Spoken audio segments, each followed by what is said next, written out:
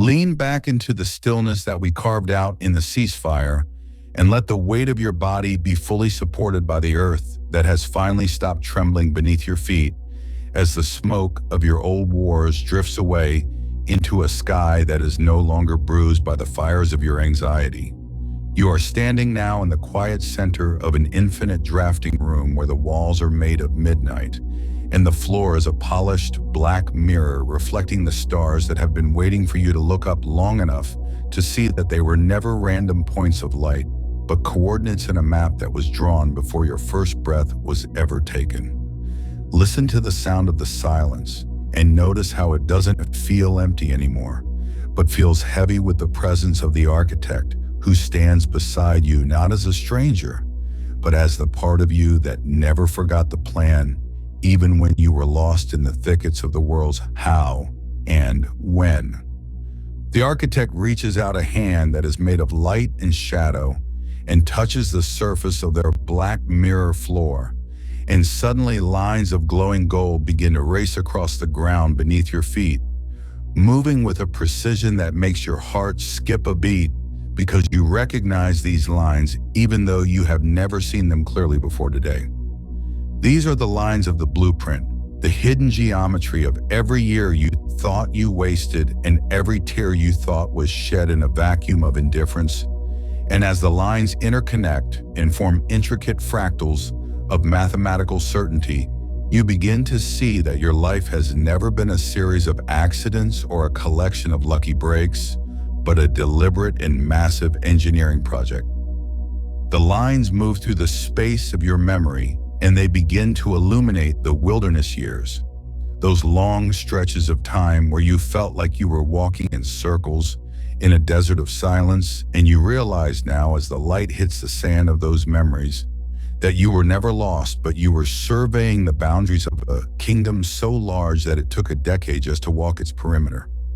The architect's voice is a low hum in the air around you, telling you that a king must know the limits of his land before he can sit at its center. And every day you spent wondering why the doors weren't opening was a day spent testing the soil to see if it could hold the weight of the palace that is now rising around you. Feel the rhythm of this realization like a slow wave of warm water washing over your tired mind as you understand that the no you heard 1,000 times was actually the architect's way of keeping you away from a foundation that would have cracked under your glory because you were being saved for a bedrock that is deeper than the world's understanding. The lines of gold continue to flow and they begin to trace the shape of your greatest heartbreaks. And as the light touches those jagged edges of your past, they don't look like wounds anymore. They look like the precise cuts of a master lapidary who had to remove the dull stone to find the diamond that was hiding in the center of your character. You see now that the person who left you was simply a piece of scaffolding that had to be removed so the permanent pillar could be placed, and the job you lost was a wall that had to be torn down because it was blocking the view of the ocean that you were always meant to sail upon. It is logic that tells you that the universe is too old and too wise to be messy, and that every atom of your experience has been accounted for in a ledger that is balanced to the 9th decimal point of grace. You can hear the scratching of the golden pen against the vellum of reality, and it is a soothing sound that tells you that your story is being written by a hand that never shakes and a mind that never sleeps. And as the room continues to fill with the soft glow of the revealed plan, you feel the last of your why questions dissolving into a deep and wordless yes. The geometry of your life is beautiful because it is symmetrical. And for every valley of depression, there is a mountain of ecstasy that is already rising in your future. And for every night of loneliness, there is a feast of connection that is being prepared in a kitchen you haven't seen yet, but can already smell on the wind.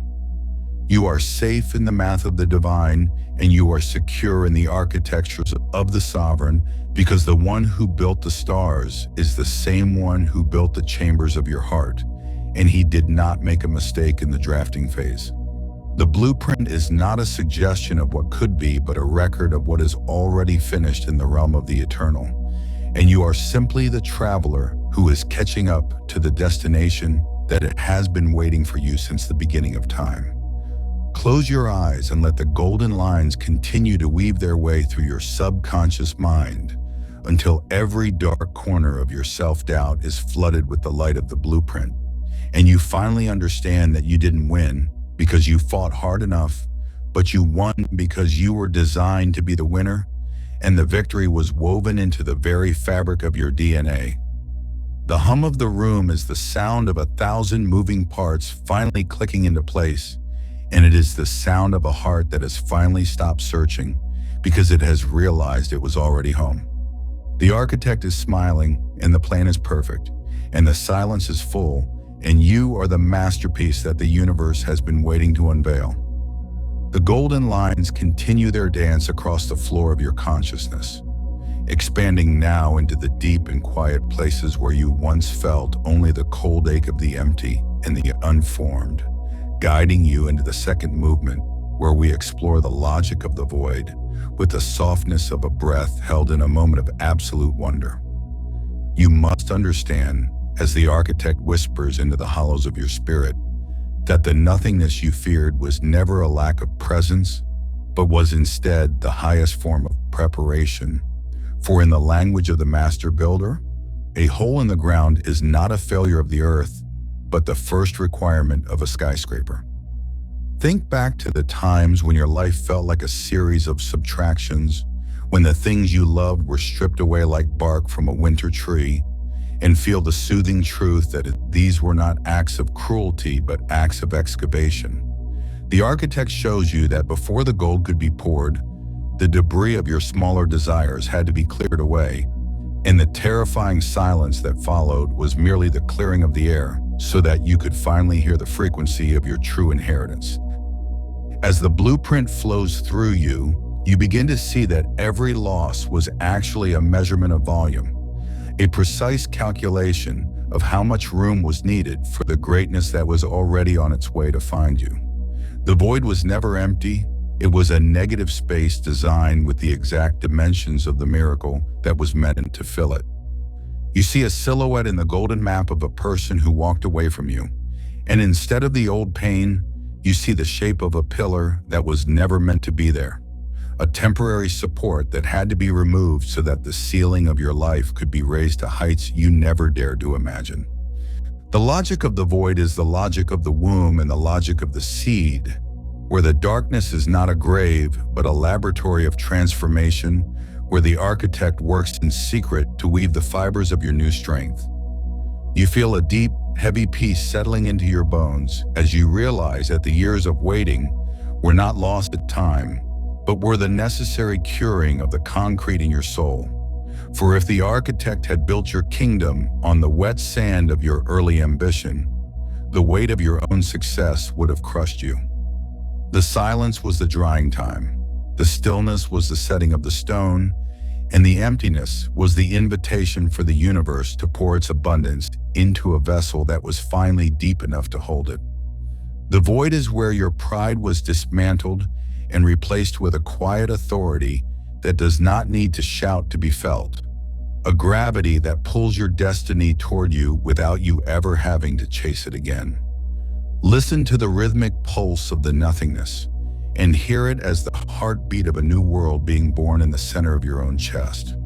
A world where you no longer fear the gaps in the conversation or the blank pages of the calendar, because you know that the architect is simply pausing to let the ink dry before the next glorious chapter begins. The gold lines are glowing brighter now, illuminating the black holes of your history and turning them into wells of wisdom, showing you that your darkest hours were actually the moments when your foundation reached the deepest bedrock of the planet. You were being anchored into the core of the world so that when the storms of the wind arrived, you would be the only thing left standing, unshakable and serene in the center of the gale. The void was your greatest teacher, stripped of the distractions of the doing and the having, until all that was left was the being, and in that being, you found the architect waiting for you with the blueprints of a life that is no longer fragile. You can feel the hollowness in your heart being filled now with a substance that is heavier than gold and lighter than air. a sense of "it is done" that bypasses the brain and settles directly into the blood. The vacuum of your past has become the engine of your future, creating a pulse so powerful that your victory is being sucked into your reality by the sheer force of cosmic physics. And all you have to do is stay still, stay soft, and stay open. The knowing hums through the empty spaces and turns them into cathedrals of resonance, where every thought you think now echoes with the sound of 1,000 yeses from the stars above. And you realize that the reason you felt so much nothing was because you were being expanded to hold everything. The logic of the void is the secret of the master, the understanding that the space inside the cup is what makes the cup useful, and you have been hollowed out so that you can be filled with a wine that the world has never tasted before.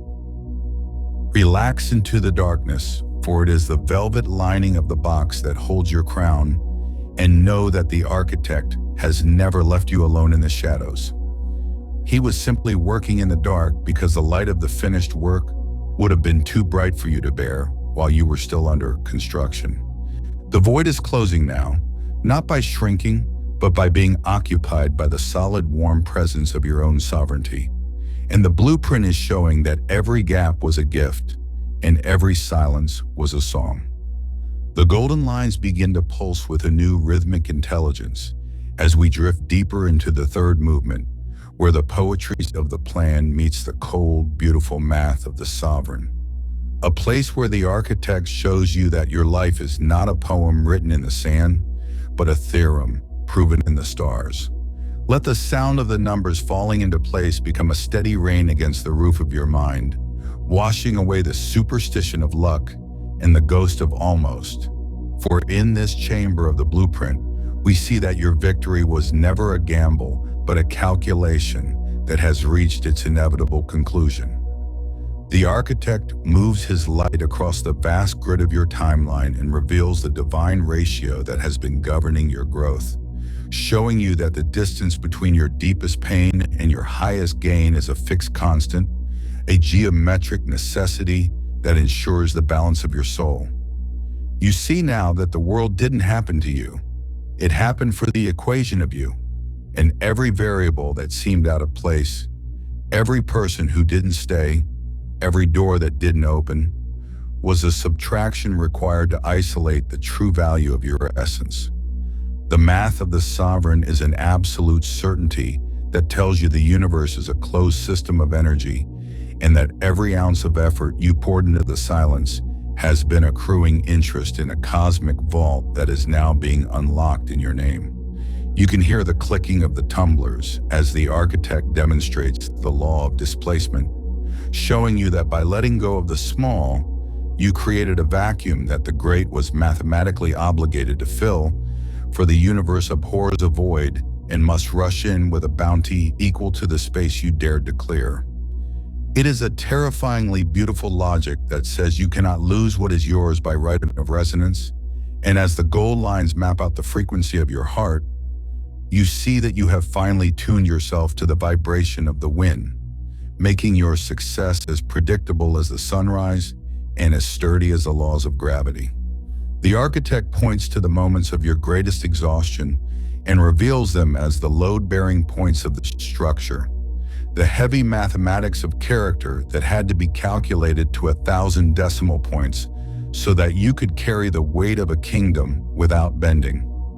You feel the tension leave your neck and your spirit as you realize that you no longer have to calculate your own way forward because the calculation is finished and the answer is you.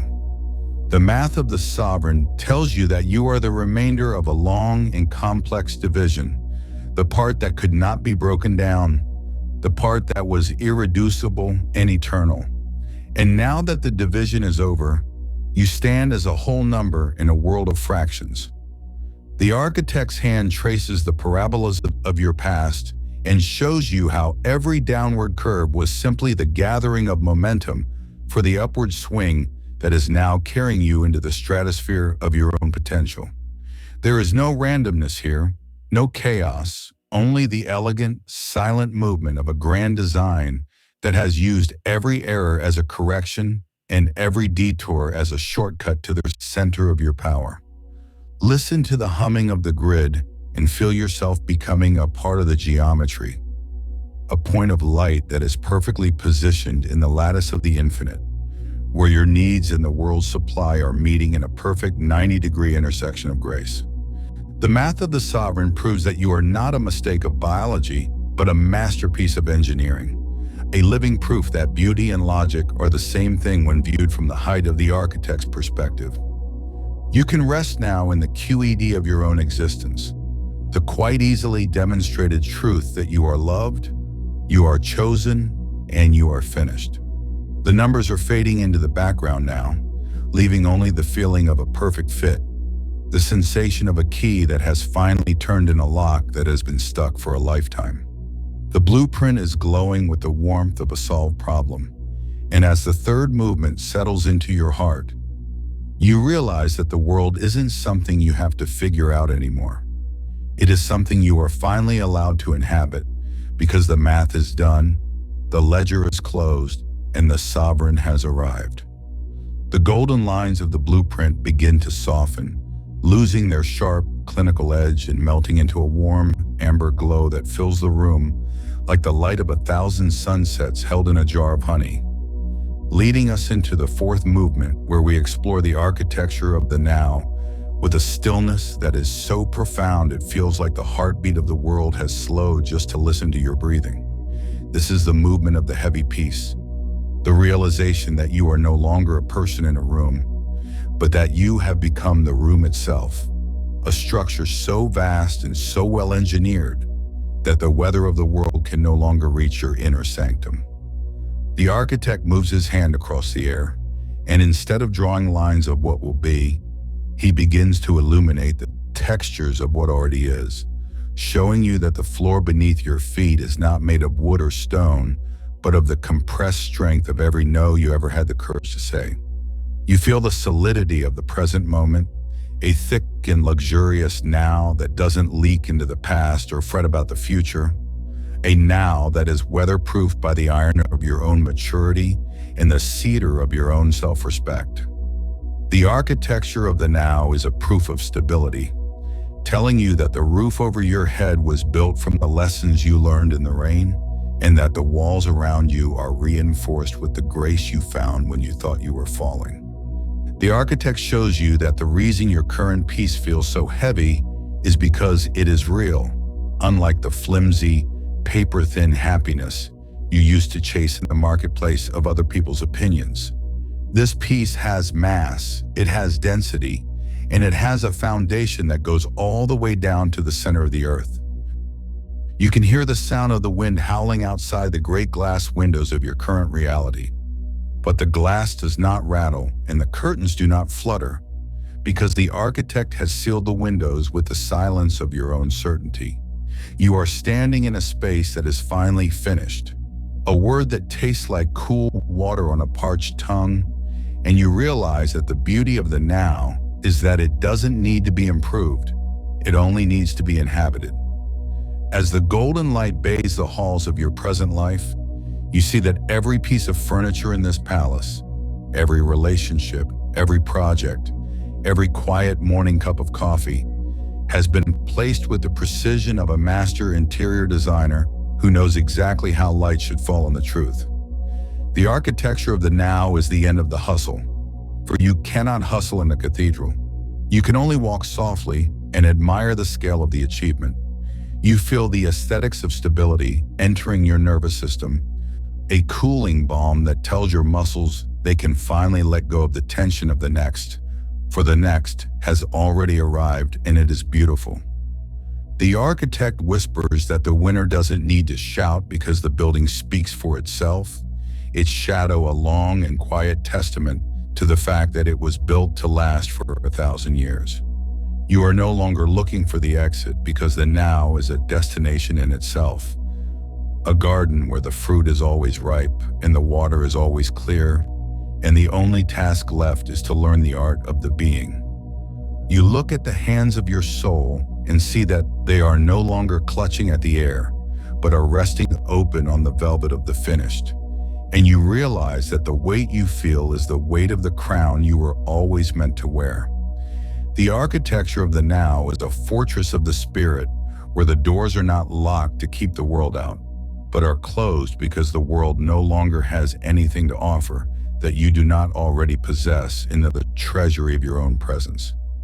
The architect is fading into the stone of the walls, his work as a teacher dissolving into the very structure of your life, leaving you with the gift of a permanent today that is rich with the scent of ozone and the feeling of absolute safety. The blueprint has become a reality, and the reality is a home that fits you perfectly. A space where the ceilings are high enough for your greatest thoughts and the floors are steady enough for your heaviest steps. You are resting in the architecture of the now, and the now is an eternal yes. A soft and glowing chamber where the light never fails and the music never stops. And you are finally at rest. The golden light of the blueprint now reaches its zenith, becoming a liquid sun that pours into every remaining crevice of your history, illuminating the final movement where the architect stops being a guide and begins to act as a witness to your own coronation. We drift now into the movement of the legislation, the signing of the deed, a place where the truth grows deep and resonant like a cathedral bell tolling in the heart of a mountain. You stand before a final towering door of solid light, and the architect does not open it for you. Instead, he hands you a pen made of a single, uncut diamond and a scroll that feels as heavy as the earth itself. This is the moment where the blueprint revealed becomes the decree enacted, and as you hold the pen, you feel the electric surge of 1,000 ancestors and 1,000 future versions of yourself flowing through your fingers. To sign the deed is to accept the absolute responsibility of your own joy, to realize that the architect was never a separate entity, but was always your own highest frequency, reaching back through the static of time to ensure that you survive the construction phase. The architect stands back, his silhouette merging with the pillars of the hall, and his voice is now the sound of your own blood singing in your ears, telling you that the era of I hope is dead and the era of I am has begun. As you touch the diamond tip to the parchment, you aren't just signing a piece of paper. You are legislating the physics of your own reality, decreeing that from this moment forward, the struggle is a foreign language you no longer speak, and the lack is a ghost that has no permission to haunt these halls. The legislation is a song of iron and honey, a melody that tells you that you have the legal, cosmic right to be exactly this happy, exactly this powerful, and exactly this at peace. You feel the weight of the governor descending upon your shoulders, a mantle of authority that does not feel heavy like the armor of the soldier, but feels warm like the sun on a summer afternoon. To sign the deed is to tell the universe that you have accepted the verdict that you are enough, that the work is finished, and that the palace you are standing in is your rightful home by blood and by breath. The ink on the scroll is a shimmering violet gold that sinks into the fibers of the vellum like it is returning home. And as your name settles into the page, the entire structure of your life gives a great tectonic shiver of agreement. The walls vibrate, the floors hum, and the stars outside the windows flare with a sudden, brilliant intensity because the owner has finally acknowledged the estate. This is the end of the become, the end of the try, and the end of the seek, for the legislation of the sovereign is a permanent state of ye is. You see now that the architect was only there to hold the light while you learned how to see in the dark, and now that you have signed the deed, the light is coming from inside of you, radiating outward to touch every person and every project in your field of influence. It tells you that you can no longer play the victim of fate or the lucky recipient of chance, for you have seen the math and you have signed the plan, and you are now the one who decides how the light hits the floor. The architect is nearly gone now, a faint shimmer in the corner of your eye, his final gift being the silence that follows a completed contract. You are left alone in the great hall, But for the first time in your life, you are not waiting for anyone to arrive or for anything to happen, because you are the arrival and you are the happening. The deed is signed, the seal is pressed, and the legislation is recorded in the halls of the eternal, where the ink never fades and the paper never tears. You feel the profound gravity of being the master of the house, a sense of "it is done" that is so absolute it feels like the ending of a 1,000-year-old story and the beginning of a day that has no sunset. The blueprint has served its purpose. It has led you to the throne, and now you can let the map go, for you no longer need a drawing of the house you are already standing in. It fades into a heartbeat, your heartbeat, steady and strong and certain. And as you close your eyes in the center of your kingdom, you feel the last of the architect's whisper dissolve into the air. You did not just win the war, my sovereign. You became the peace. The hall is quiet, the gold is warm, and the work is done. You are here, you are now, you are yours. It is done. If you have recognized your face in the mirror of the architect, formalize your arrival. Subscribe to anchor yourself to this frequency. We are building the new world. Don't just watch it, occupy it.